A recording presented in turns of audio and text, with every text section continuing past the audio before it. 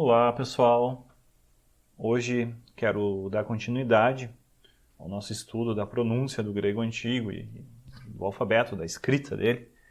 Então, nessa parte 2 do nosso estudo, quero começar retomando as vogais que a gente já aprendeu, né? A gente aprendeu no estudo do alfabeto algumas letras que indicam sons de vogais.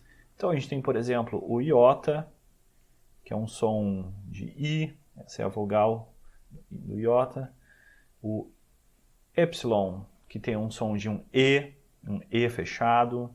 Então vamos escrever assim o som dele. Eta representa um som um pouco mais aberto, um som de E. Nós temos o som do A, que é o alfa. Então a letra alfa tem um som de A. O som do O, que é um O aberto. Ômega é o nome da letra, ou ômega é o nome da letra. Temos a letra ômicron, que tem um som de O, mais fechado. E por fim, a letra Y, que tem um som de U. Então, quanto à qualidade sonora, é isso aí, certo? No período que a gente optou, né, por estudar ali a pronúncia, ou adotar a pronúncia, é o que se aproxima vamos dizer, o período arcaico. A nossa pronúncia se aproxima daquela do grego arcaico. Então, são esses sons das vogais. Tem um detalhe, né, que eu ainda não mencionei, mas é que algumas vogais dessas necessariamente vão ser mais longas na sua duração, na hora de pronunciar. Outras não. Então, a gente vai ver isso em seguida. Mas, ainda, né, falando sobre a vogal Y, certo? A gente sabe que no jônico, no ático, que é um subtipo do jônico, no período arcaico é realmente um som de U, mas vai mudar logo depois no período clássico. No período clássico, o som da vogal do U ela vai evoluir para um som de U, certo? Um som de U que é um intermediário, pode pensar assim entre o I e o U. Imagina um meio termo entre I e U. Então a gente tem no francês, por exemplo, um som parecido, que é o U. O U, né, do francês. Então, existe esse som? Existe, né? Vai existir num período um pouquinho posterior ao arcaico, né, o clássico, na região de Atenas, tá? Então, muitas vezes o pessoal utiliza essa pronúncia também. Mas continuando, pessoal, a gente falava, né, de algumas vogais mais abertas, algumas vogais mais fechadas. Que nem eu falei ali, um E fechado, um E aberto e assim por diante. O que é uma vogal mais aberta? O que é uma vogal mais fechada? Então, para a gente entender isso, a gente tem que perceber que numa vogal a gente tem um canal para passagem do ar através da nossa boca, certo? Um canal livre. Então a voz sai junto com um pouquinho de ar. E esse ar, ele vai fluir por um canal mais amplo, no caso da vogal A. Então quando você fala a tua língua ela está mais para o fundo da boca, ela está mais para baixo. Então o canal é mais aberto, o canal para passagem de ar. Se você falar um som como I, certo? Um som do I, você vai ter um canal muito menos espaçoso, né? O caminho para onde o ar vai passar é um caminho mais fechado, mais estreito. Então você pode comparar, né? Fala algumas vezes assim e vai comparando. Fala a, I, e você vai perceber que a tua língua ela sobe, no caso lá no I. Ela não fecha, né? Mas ela faz um canal para onde o ar vai passar mais estreito, certo? Então a gente diz que o I é uma vogal bem fechada, enquanto que o A é uma vogal mais aberta.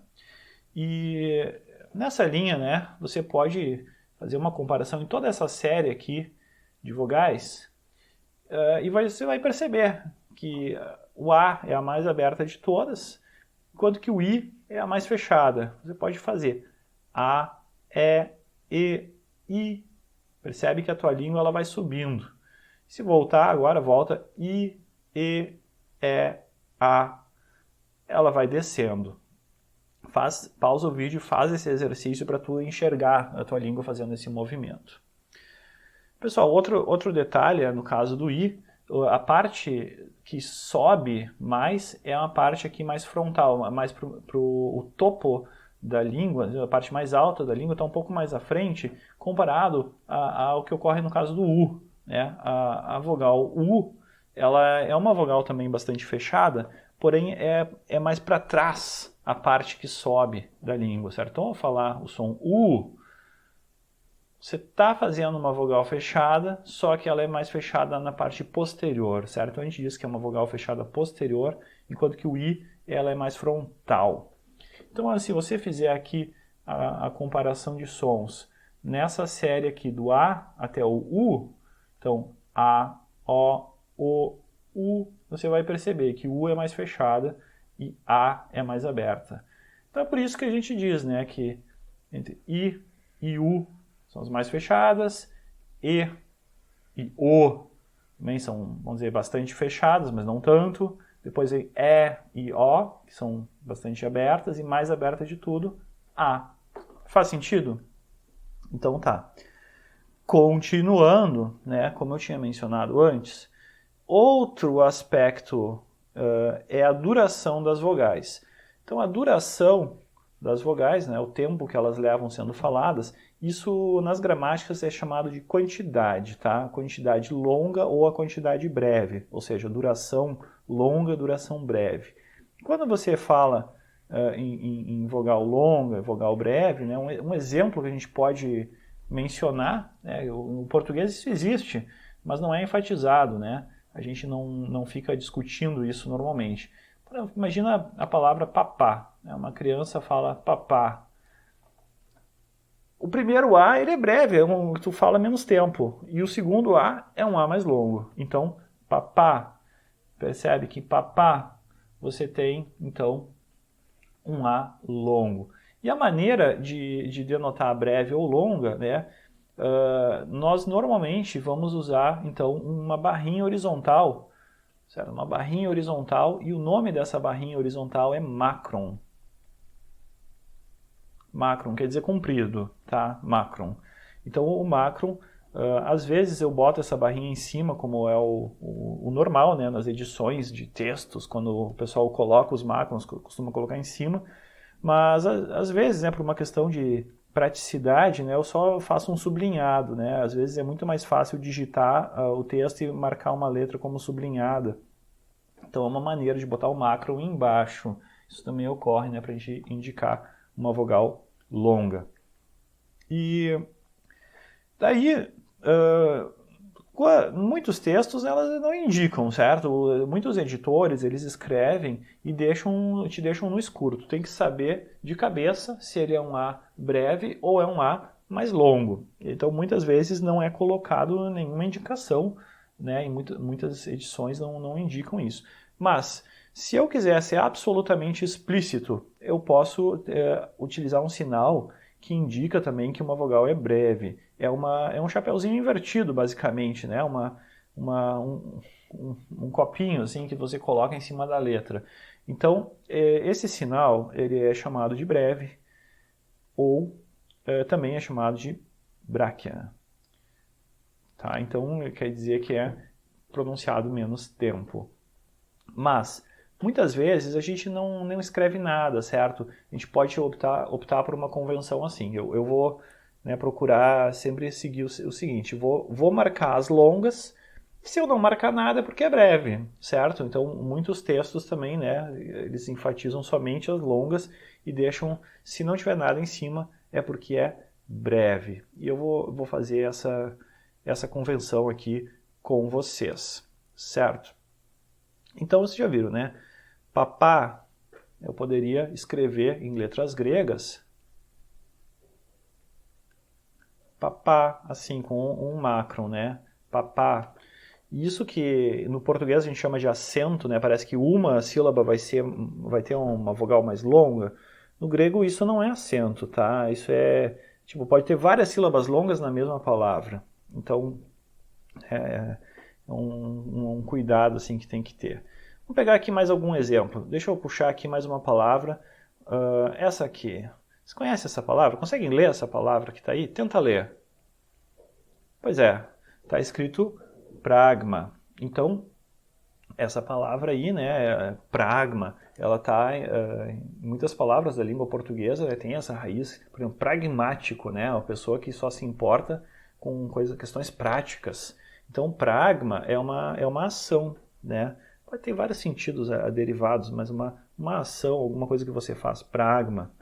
Então, pragma, com o primeiro A é longo e o segundo A é breve, certo? Vamos escrever isso com o nosso alfabeto e salientando com 2 As. Né? Eu vou escrever 2 As, só para dizer que ele é um momento mais longo ali de falar o A. Pragma. Certo? Você vai falar assim, pragma. Certo? A questão da acentuação é outros 500, tá, pessoal? Fica para outro vídeo. Eu vou só dizer que é um cantadinho que tu coloca ali. Pragma. É isso aí. Então tá aí. E às vezes, tá, pessoal, você vai ter palavras que querem dizer coisas totalmente diferentes, dependendo se uma vogal é longa, ou é a versão longa, ou é a versão breve dela. Por exemplo, aqui, essa palavra aqui que eu estou puxando, argos, versus essa outra aqui, argos.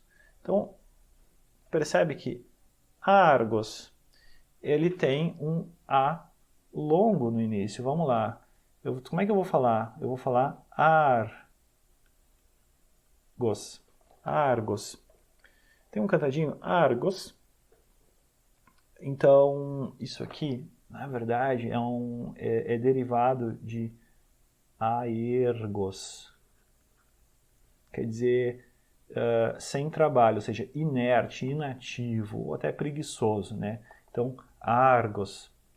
Argos, inerte, preguiçoso. E essa outra aqui, que não tem a vogal longa, é a vogal breve, argos, quer dizer brilhante, né? Branco, né? Claro. Também pode querer dizer ligeiro, tá? Mas é isso, então o sentido é totalmente diferente.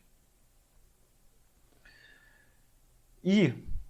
Existe a versão breve e a versão longa do I, certo? Então, no português, né, tem uma menina chamada Bibiana, né, que o apelido dela é Bibi.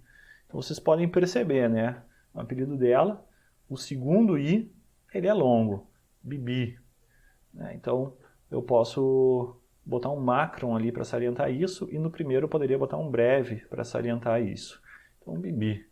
Então, algumas palavras em grego que têm, né, essa especificação aí. Por exemplo, micros quer dizer pequeno e outis quer dizer ninguém. Ou quer dizer não, e tis quer dizer alguma pessoa, né? Então, outis, percebe como foi breve o i. Então, outis com i breve. Então, enquanto que no micros, você tem aqui um i longo. Micros. Fechou? O U também, ele pode ser breve ou longo, certo? Então, para deixar isso claro, eu posso botar um macron na versão longa.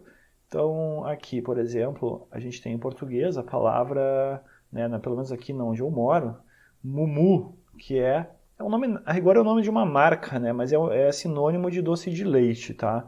Então, mumu. Então, você percebe que o segundo U ele é mais longo. Mumu.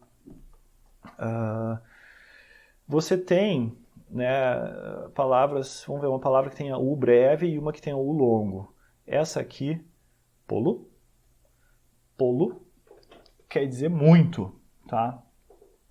Então, polo, esse U que você está vendo aqui, quando você sai do período arcaico e entra no período clássico em Atenas, na região de Atenas, ele vai ser falado como aquele U francês, polo. Então vai ser U, polo. E vai ser escrito em alfabeto pelos romanos, né? Vai ser escrito desse jeito aqui. E acaba chegando para nós, né, como poli. Certo? Então, como várias palavras com polissílabo, polígono, sabe? Quer dizer, muitos, né? Então é isso. Poli, do polo, que veio do polu, Com U longo, o que a gente pode mostrar com U longo? O nome de um deus aqui. Conseguem pronunciar o nome desse deus? Pois é. Vamos lá, então. Ele tem um U longo ali, percebe? Então, Dionysos. Dionysos.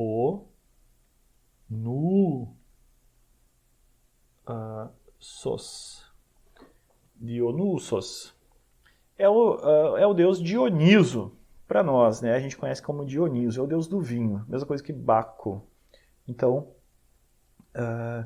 esse U, ele vai virar um U, então, em algum momento o nome dele em Atenas é pronunciado Dionysos, e depois chega para nós, né? Em português a gente conhece ele como Dioniso, certo? Dioniso. Então é isso. U longo versus U breve. Outra palavra, né, outra vogal, vogal eta. Vogal eta, lembrando, né, ela é um som de E necessariamente longo. Aí é que tá, essa é uma peculiaridade. Não existe o eta, não existe na forma breve, certo? Então esse aqui só longo. Então eu vou escrever isso 2 vezes a letra E, para a gente lembrar de fazer ele longo. Então, por exemplo, né, na palavra picolé, como é que escreveria em grego? Percebe que o E ele é mais longo, picolé. Então, picolé. E como eu falei antes, né, uma palavra não precisa ter uma só longa, ela pode ter várias longas, ou pode não ter nenhuma também. Então aqui temos essa deusa, o nome dessa deusa. Você consegue tentar ler o nome dessa deusa? Pois é, né? Pelo português seria Deméter, a gente conhece como Deméter. Mas lê pelo grego, percebe que tem eta, eta e eta. Tem 3 vezes vogal longo, então vai ser Deméter, Deméter.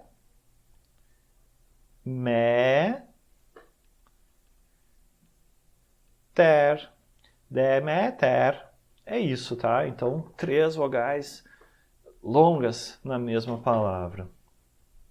Vamos lá. Agora, ômega. Ômega, ela necessariamente também, ela é só longo, né? Não existe ômega breve, tá? Então, esse som aqui, essa vogal aqui, somente na forma de som longo. Então, ele é um som de O aberto. Eu vou escrever 2 vezes o O para a gente ter isso mais em mente, certo? Por exemplo, na palavra bocó, percebe que o bo é breve e o có, ele é mais aberto e ele é mais longo. Então, você escreve bocó, certo? Que mais? No nome de um filósofo, esse aqui é o nome de um dos filósofos. Você consegue ler ele? O que você consegue encontrar aí? Sócrates. Então, tá aí. Você vai falar um som longo aqui, Sócrates.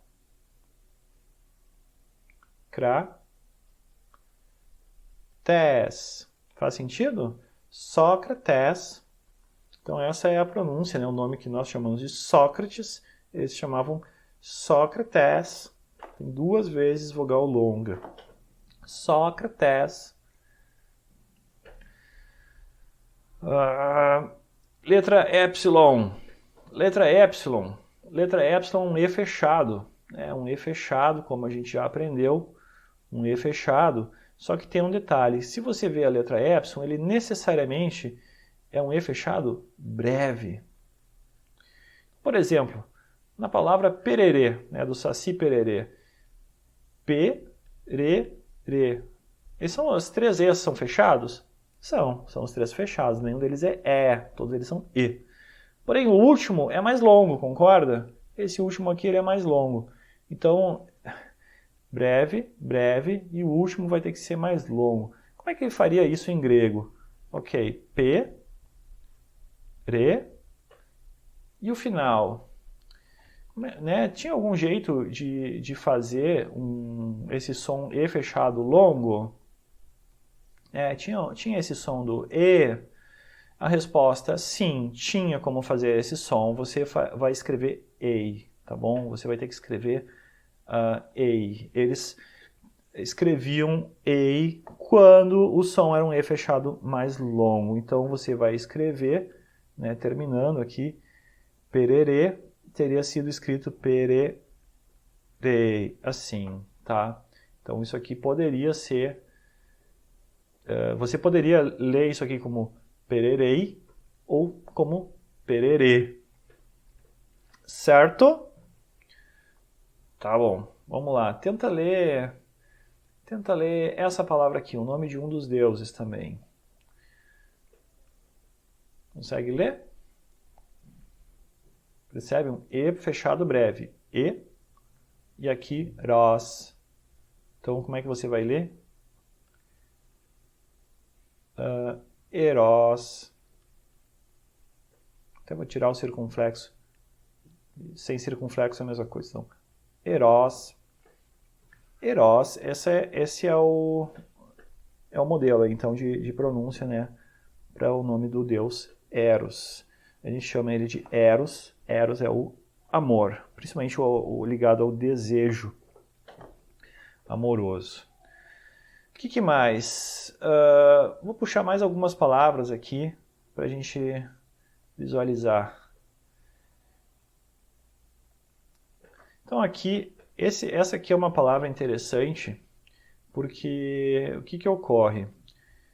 O primeiro, esse leipen, o primeiro ei, ele realmente é ei, lei. O final é um e, é o e fechado longo. Leipen, é isso. Tá? Isso aqui é um verbo, quer dizer deixar.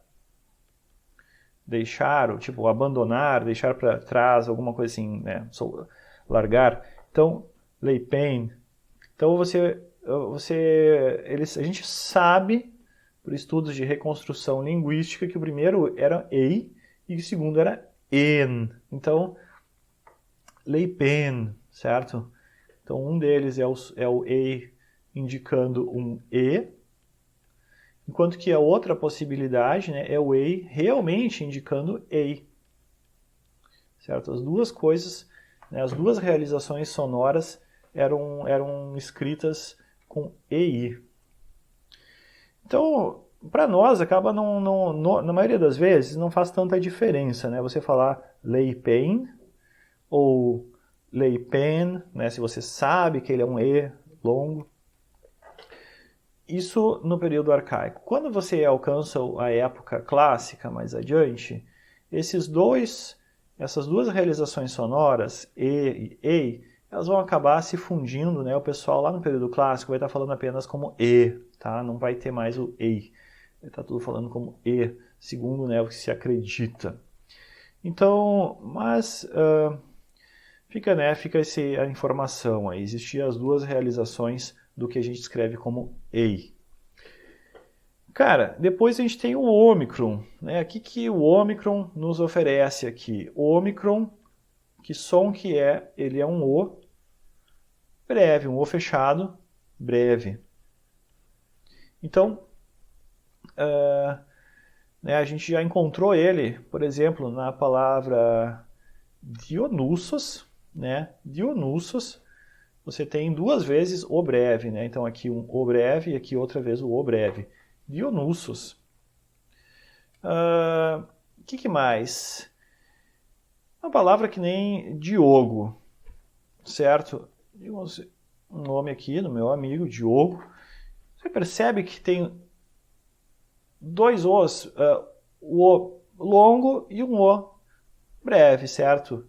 Diogo, né? Se fosse falar o longo aqui e o breve aqui. Então, como é que faz um O fechado longo? Tinha isso, né? Você pode se perguntar, tinha um som de O fechado longo? Resposta, sim, tinha. E ele era grafado como OU. Então, se você quisesse escrever o nome do meu amigo Diogo, você teria que escrever ele assim. Diogo. Certo? Diogo. Então você enxergou o U escrito, você tem que perceber que ele pode realmente, pode ser o som de O, fechado longo, mas também pode ser um OU, o ditongo OU verdadeiro, né? Ou. Então, a título de exemplo, deixa eu puxar essas palavras aqui. A palavra moça, ela era pronunciada nesse período aí como moça, né? O fechado longo, moça. Isso aqui é a musa, né? A gente entende como musa, uma deusa, né, que inspira aí diferentes artes, ou se pode falar em 9 musas, né? São 9 deusas, cada uma com a sua inspiração artística aí que ela proporciona. Então, moça, né, vai estar escrito como OU. Em contrapartida, na palavra bous quer dizer boi, né, ou boi ou vaca, né, o animal bovino, bous, vai ser pronunciada realmente como OU, né, bous. Né, então, é o som OU, no caso do bous, mas tem um som O, no caso de moça.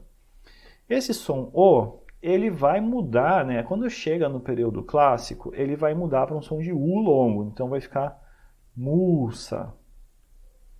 Musa.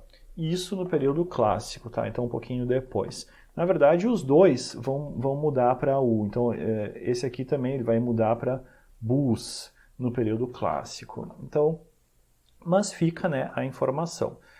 Para nós, assim, a gente tanto faz, né? Se tu vê escrito e falar como o ou falar como ou, né? Se tu souber que realmente é o, beleza, fala o.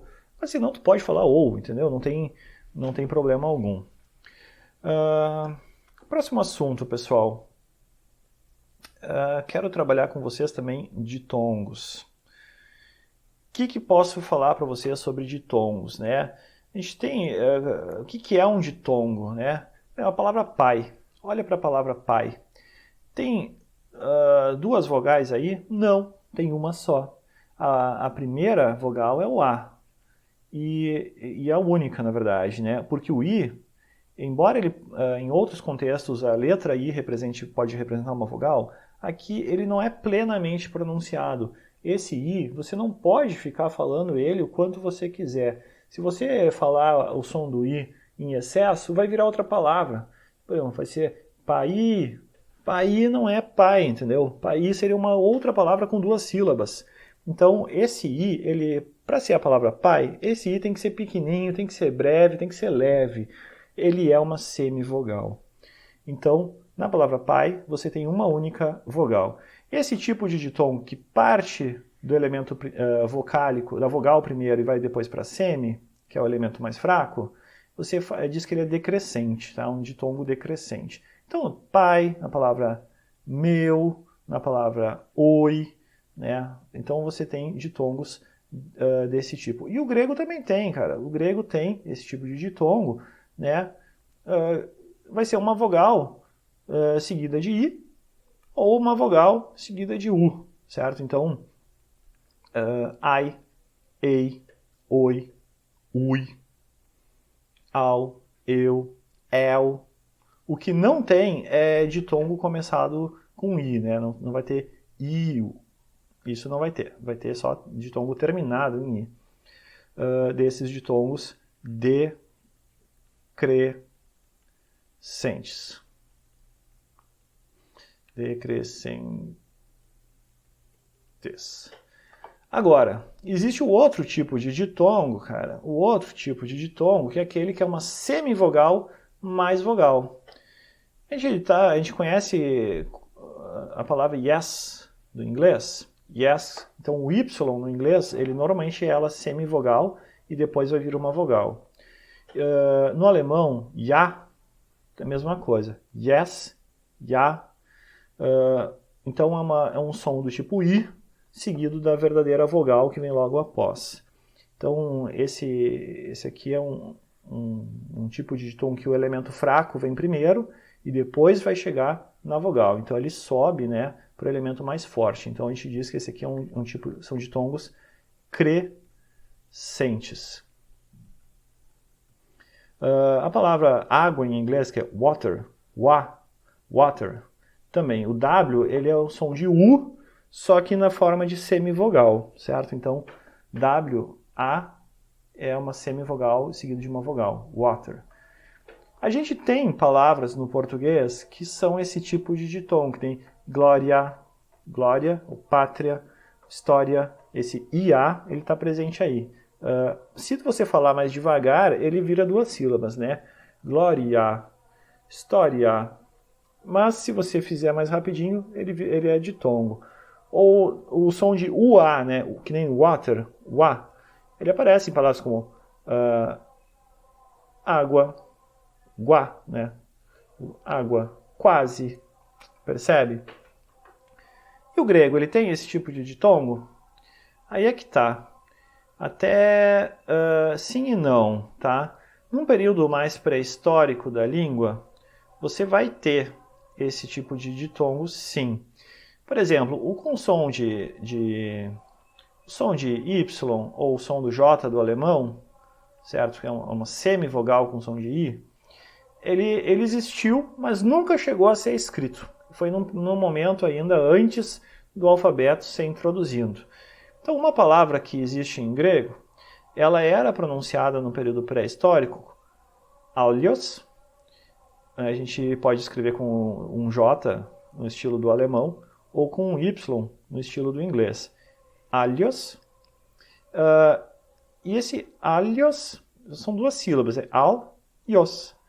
E vai acontecer o quê? Ele vai acabar virando aulos, certo? Então, em vez de falar allios, original, você vai evoluir e vai encontrar por escrito aulos. Então, ele existiu, aquela semivogal I, mas ela se perdeu no meio do caminho e nós não chegamos a encontrar ela por escrito. Para comparar, né, por comparação, no latim tu tem a mesma palavra, é alius.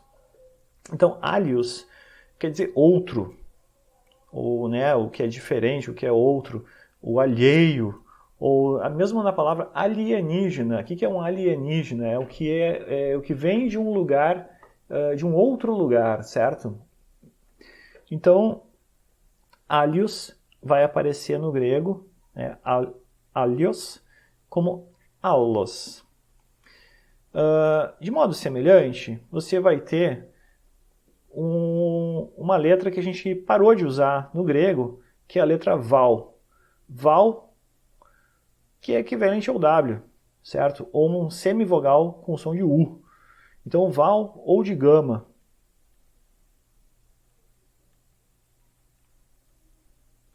Val ou de gama. Chamam também de gama porque é 2 gamas empilhados. Então, aqui a palavra boas, percebe? Boas. Boas é bois, tá? No latim, boas tá igualzinho, né? Boas quer dizer bois, ou vacas. Aí o que aconteceu? Desapareceu o val. O val desapareceu da língua, né? E ficou, então, boas, em vez de ser boas, boas. Então, bois, né? Bois se escreve sem o val. Então, esse ditongo também desapareceu. Mas, pessoal, vamos voltar aqui aos ditongos decrescentes, né, que normalmente a gente encontra na língua. E tem um caso particular aqui, quando a vogal A longo é usada seguida de I. Ou ainda eta seguida de I, ou ainda ômega seguida de I. Então percebe que são as versões longas daquelas 3 vogais mais abertas seguida de I. Então no período arcaico, ok, elas são pronunciadas como ai, como ei, como oi. No período clássico, esse I, esse som I final, ele vai se enfraquecendo e depois que passou o período clássico, ele acabou se perdendo.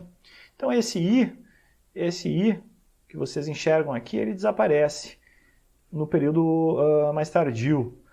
E aí o pessoal restaurou na ortografia, né, no período mais tarde ainda, né, como eles não falavam mais, porém queriam escrever aos moldes mais clássicos, então eles adicionaram esse iota embaixo da letra, entendeu? Então você vai ter um alfa longo com iota pequenininho embaixo, um eta com iota pequenininho embaixo, um ômega com iota pequenininho embaixo.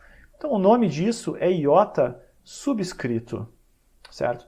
Se você não botar embaixo e realmente botar do lado, então a gente diz que esse iota foi adscrito, né? Escrito ao lado. Ai, ei, oi. Então é isso, né? Pela nossa pronúncia arcaica, a gente vai falar o iota. Mas períodos posteriores, o clássico também ainda fala esse iota, mas períodos posteriores ele desaparece da fala.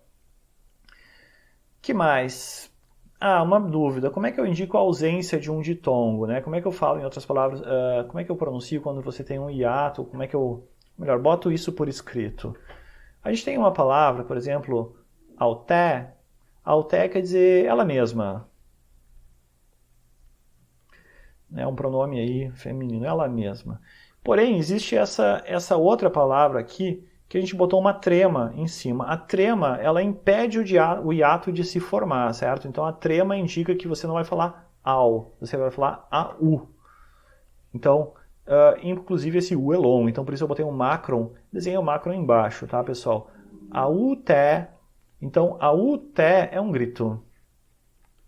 Aqueles gritos que os guerreiros na batalha, né, eles gritavam os seus gritos de guerra, então isso é auté. Então o trema, o sinal do trema, ele impede a ocorrência do hiato, certo? Ele marca que não é um hiato. Bom, pessoal, a gente já viu bastante coisa, vamos dar uma olhadinha nas consoantes. A gente tem beta, gama e delta. Já conhecemos, né? Isso apareceu no desafio anterior da mensagem secreta. Temos pi, kappa, tal, também já conhecemos. Lambda, rho, que é o nosso R. Mi e ni, beleza? A gente conhece, mn. Sigma, a gente conheceu esse estilo aqui de fazer o sigma, com inclusive um diferentinho quando é o sigma no final da palavra, um minúsculo em final. E tu pode fazer o sigma em forma de meia-lua também, sigma lunado, né? Então também existe essa opção. Daí não tem diferença se está no final da palavra. Quando você tiver consoantes duplicadas, no duplo L, duplo lambda, você vai falar de que maneira? Você vai falar o primeiro deles fechando uma sílaba e o outro abrindo a sílaba seguinte. Por exemplo, aulos, certo? 2 L's, ele acaba, né, cada L tem o seu próprio momento. Aulos, ou já sabemos que isso aqui quer dizer outro, né? Lembra do alien, do alienígena. Mamãe, né? A coisa que a criança vai falar, mamãe, mamia. Então, mam, mi, a. Então, 2 M's juntos, mamia. Sacou? O nome do herói Odisseu tem 2 S's. O que esse 2 S's vai fazer? Cara, 2 S's quer dizer, é diferente do nosso, né, do português. 2 S's no português é uma coisa, 2 S's em grego quer dizer um S mais em 2 momentos aqui, né? Então, o dos seus. Então você vai falar o S dobrado ali, né? O dos seus. O dos seus. Certo? Uma pequena observação, tá? É que quando você tiver duplo gama, você vai acabar falando um som de NG. O gama, né, o som do G, ele articula lá no véu do palato, né, o céu da boca, na parte do fundo do céu da boca, aquela parte mole do céu da boca, ele se articula ali. Então, sempre que tiver uma consoante, o gama mais uma dessas consoantes que se articulam ali, você vai acabar fazendo um NG. Angelos. Então, angelos quer dizer mensageiro, né? A palavra anjo deriva daí. Anjo, na verdade, quer dizer mensageiro, né? Então, angelos, NG, depois segue com G, certo? E outra coisa, o duplo R, duplo RO, vai ser como um R mais forte, né? Que nem a gente fala em português caro e carro. Então, o duplo R é um R mais forte. Exatamente de que jeito era a diferença entre o R simples e o R duplo, a gente pode, né, especular sobre isso, discutir, mas existe um mais brando e um mais forte. Isso já nos basta para diferenciar. Bom, pessoal, próximo ponto que eu queria ver com vocês são os sons aspirados. O que ocorre, né, nos sons aspirados? Sons aspirados, aspirado é um termo técnico, tá? Que quer dizer que a coisa é soprada. Então você vai soprar enquanto fala o início da palavra, por exemplo, né? Aqui na palavra Homero, o poeta Homero, tem H no início da palavra. O que é esse H no início da palavra? Cara, esse H no início da palavra, para nós não significa nada, né? Não muda nada no som. Mas ele representa um som que você vai soprar. Se falar em inglês, por exemplo, esse nome em inglês é Homer. Então, percebe que Ho, de Homer, ele tem um sopro que você fala representado no lugar do H. Para você saber se está soprando adequadamente, você pode botar a mão na frente da boca e você vai falar, então, Ho, em vez de O. Bota a mão na frente da boca e fala O, e depois fala Ho, soprando enquanto fala o som do O. Então isso, no nome grego desse poeta, isso está aparente aqui, ó, esse sinalzinho aqui, chama espírito áspero, espírito rude, né, ou simplesmente áspero. Então o áspero, ele indica que é soprado ao falar aqui o início da palavra. Então você vai falar o quê? Homeros. Homeros. Percebe? Ho é soprado. Observação, né, cara? A vogal soprada, ela não é um som de R, tá? Às vezes o pessoal faz essa confusão. Então, você, por exemplo, fala rato. Fala rato. Você bota a mão na frente da boca e você não vai sentir um vento forte saindo dali, tá? Agora, se falar como no inglês, hello. Hello. Esse ré, ele é soprado. Ou no espanhol, Juan. Juan, ele é soprado. O J, né, é falado como um soprado. Agora, vai falar rato, vai falar rei, não sai muito ar da boca, não é soprado. Tranquilo? Procura diferenciar isso.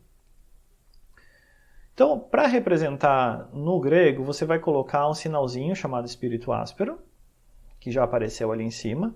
Se você quiser denotar a ausência, você vai botar o espírito brando. O brando é ao contrário, é uma ferradurinha, só que para um sentido contrário. Então, o espírito brando, ele não indica nada na realidade, né? Ele é só para confirmar, não é o áspero. Não tem nada aqui.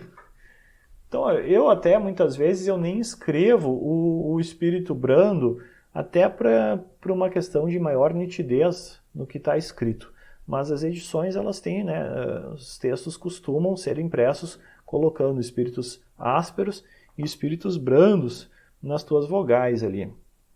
Certo? Então, vamos ver aqui, né, tenta colocar o espírito correto nas palavras a seguir. Vou fazer um pequeno exercício. Então aqui eu deixei alguma indicação pelo português, tá? E eu quero que tu complete aqui. Nome do deus Hermes. Como é que você vai colocar? Vai colocar?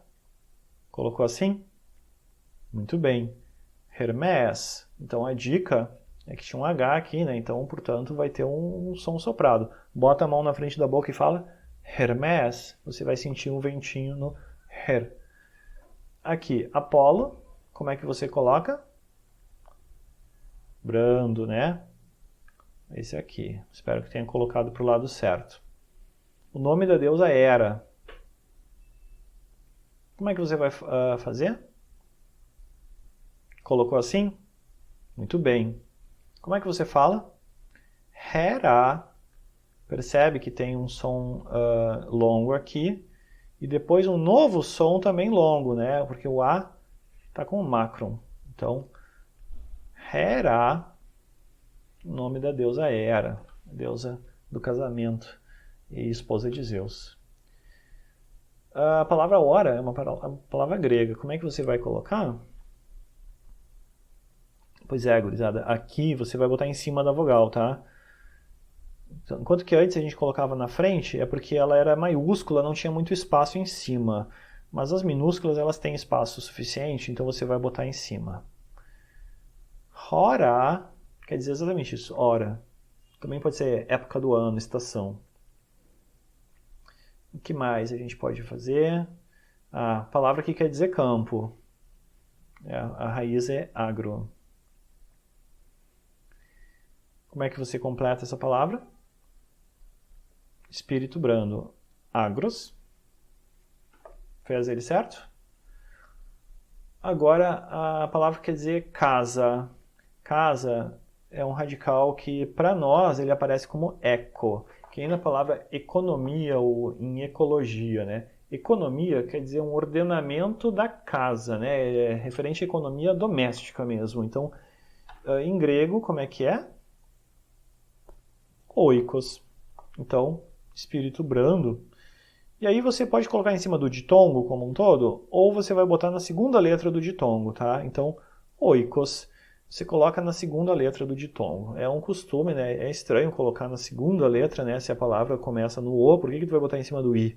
Mas é assim que é normalmente escrito, tá bom?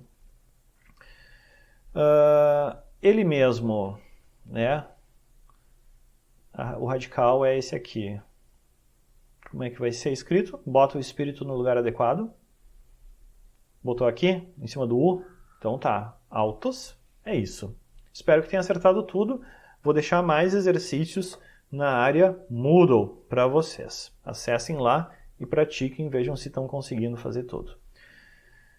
Pessoal, a gente tem não só vogais aspiradas, mas também pode ter consoantes aspiradas, tá? Então algumas consoantes, elas vão ser pronunciadas enquanto você sopra.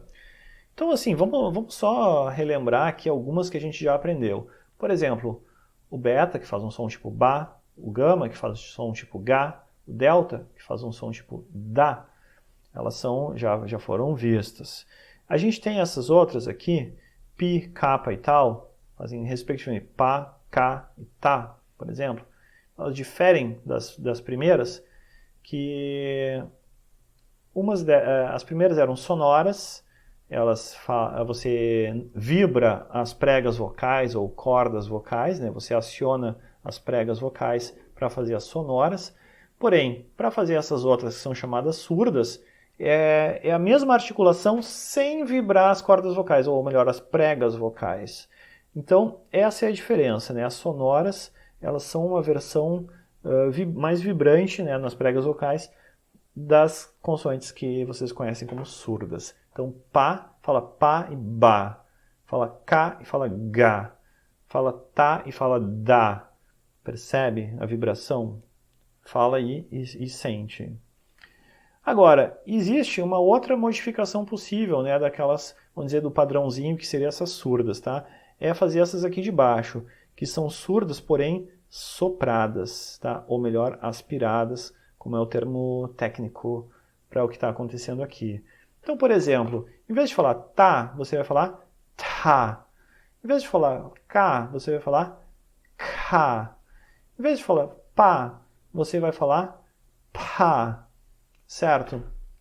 Então, são aspiradas, consoantes aspiradas, elas são as versões sopradas daquelas surdas.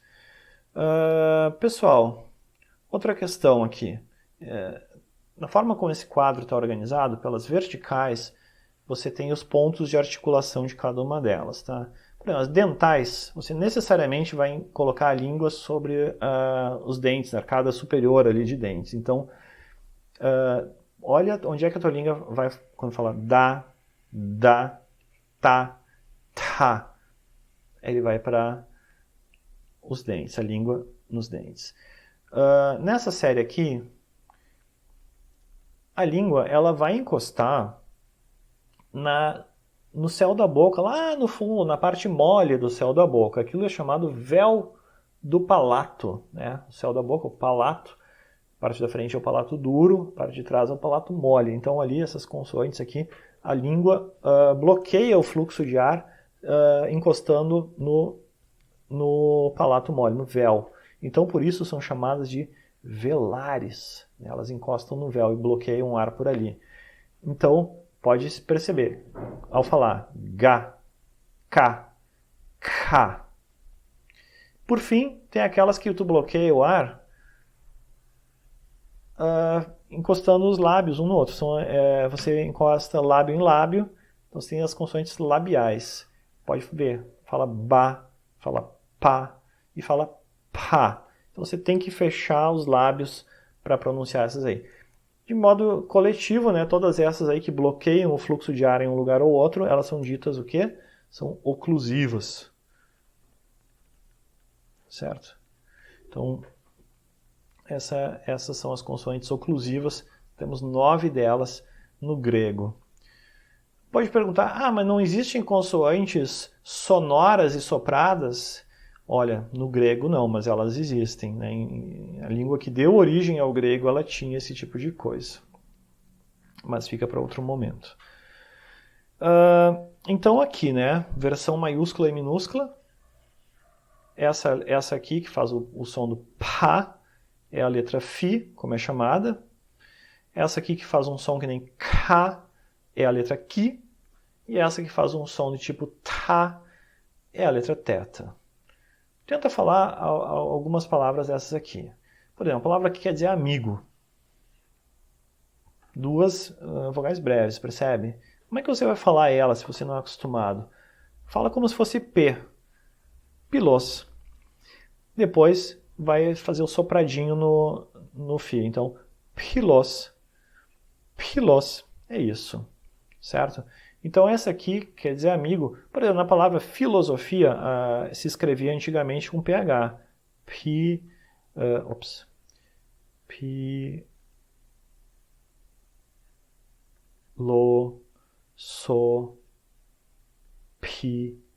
A.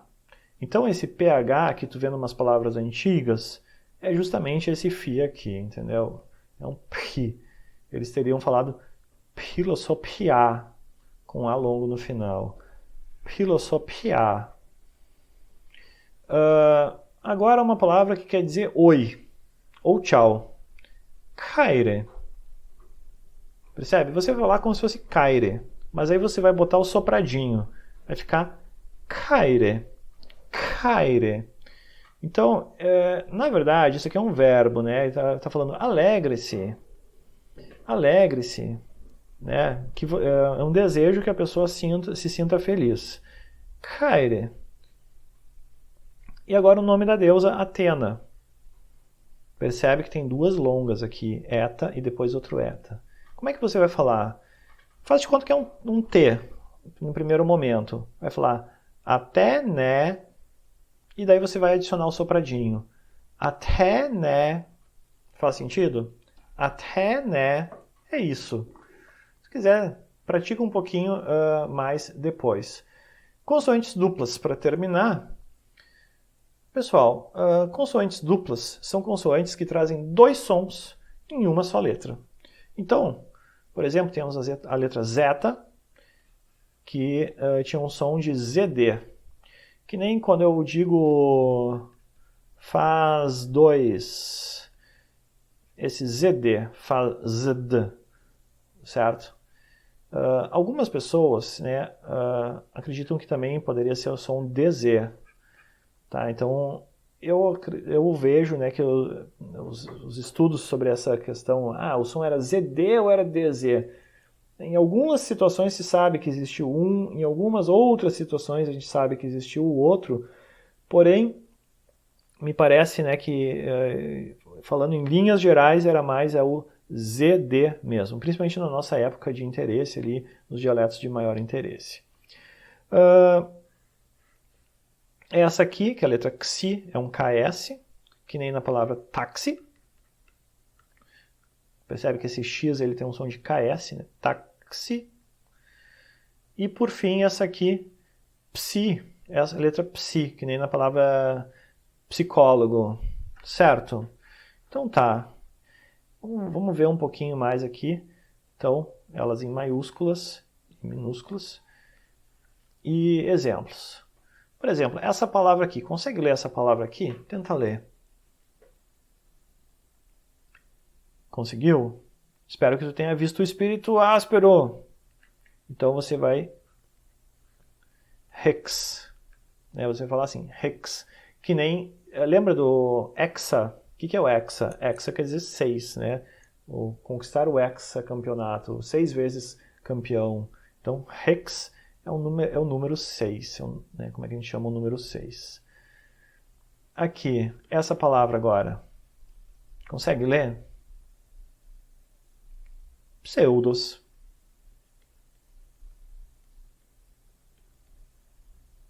Pseudos, quer dizer mentira. E essa aqui? Olha que tem duas longas.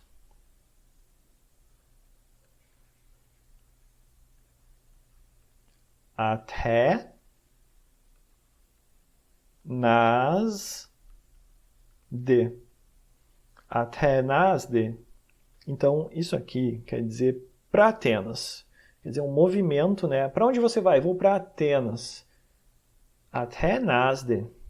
É isso que quer dizer. Ela é a combinação de Atenas com a partícula de, um sufixo de, que vai dar que é para lá que você está se movendo. Atenas de. Certo? Então parece, né? Você percebe que um som S mais D virou ZD. Certo? As cordas vocais vibrando no D induzem, né, o S a virar um Z, certo? Um ZD. É isso aí. Então tá, pessoal, por favor, acessem o Moodle, façam exercícios lá e falta bem pouquinho agora, né? Falta a gente aprender sobre os acentos do grego. Mas vocês já têm todo o alfabeto e todos os principais sinais gráficos aí, exceto o acento. Então vão lá, pratiquem um pouco alguns exercícios. Falou? Qualquer dúvida também, né? Se quiser, entre em contato aí para a gente conversar. Grande abraço, tchau, tchau.